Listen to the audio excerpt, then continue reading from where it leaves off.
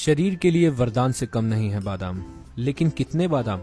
नमस्कार, आज के इस वीडियो में हम आपको बताने जा रहे हैं कि बादाम से शरीर को ऐसे क्या फायदे होते हैं जो आपको किसी और चीज से नहीं मिल सकते, और साथ ही साथ आपको बताएंगे कि आपको आखिरकार कितने बादाम एक दिन में लेने चाहिए, क्योंकि कम मात्रा में बादाम लेने से शरीर को कोई फायदा नहीं होता, और अगर अधिक मात्रा में बादाम ले लिए जाएं तो उससे शरीर की इंटरनल हीट बढ़ जाती है, जिससे आपको अपने शरीर के अंदर कई तरह की समस्याओं का सामना करना पड़ सकता है। तो अगर आप बादाम खाना पसंद नहीं करते, चाहे वो सूखे बादाम हो या भीगे हुए बादाम, तो इस वीडियो के बाद आप इसे जरूर खाएंगे, क्योंकि इसके जो फायदे हैं आपको किसी और चीज से नहीं मिल सकते।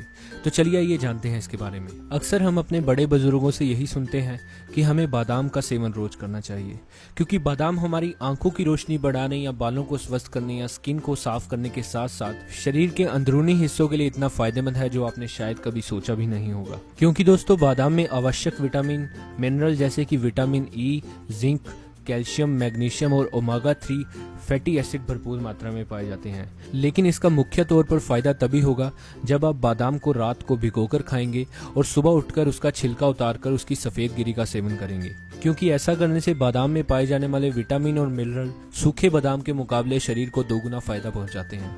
क्योंकि छिलका जो होता है बादाम का, उसमें टैनिन नाम का पदार्थ पाया जाता है जो इसको अवशोषित नहीं होने देता, जिससे हमारे शरीर को बादाम खाने से उतना फायदा नहीं मिल पाता है। तो इसीलिए अगर आप बादाम का छिलका उतार कर खाएंगे, उससे ज्यादा फायदा मिलेगा आपको।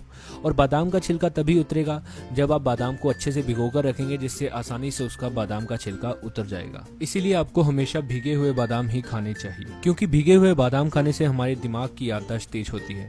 इसी के साथ ही हमारी आंखों की रोशनी को भी बढ़ाता है, साथ ही आपके दिल को भी स्वस्थ रखता है। अगर आप किसी भी तरह के हृदय रोग से परेशान हैं, तो आपको बादाम का सेवन जरूर करना चाहिए। साइंटिफिक रिसर्च के दौरान ये माना गया है कि बादाम हमारे ब्लड प्रेशर को कंट्रोल करने में मदद करता है। तो अगर आप अभी से बादाम का सेवन शुरू कर देंगे तो आपको आने वाले समय में ब्लड प्रेशर से रिलेटेड किसी भी तरह की कोई समस्या का सामना नहीं करना पड़ेगा। मुख्य तौर पर बादाम हमारे दिल और दिमाग के साथ साथ हमारे शरीर के लिए भी बहुत फायदेमंद है दोस्तों। लेकिन यहाँ पर आपको एक बात जरूर जाननी चाहिए कि आखिरकार दिन में कितने बादाम लेने चाहिए जो हमारे शरीर के लिए सही हो, यानी कि उससे किसी भी तरह का शरीर को कोई नुकसान ना हो।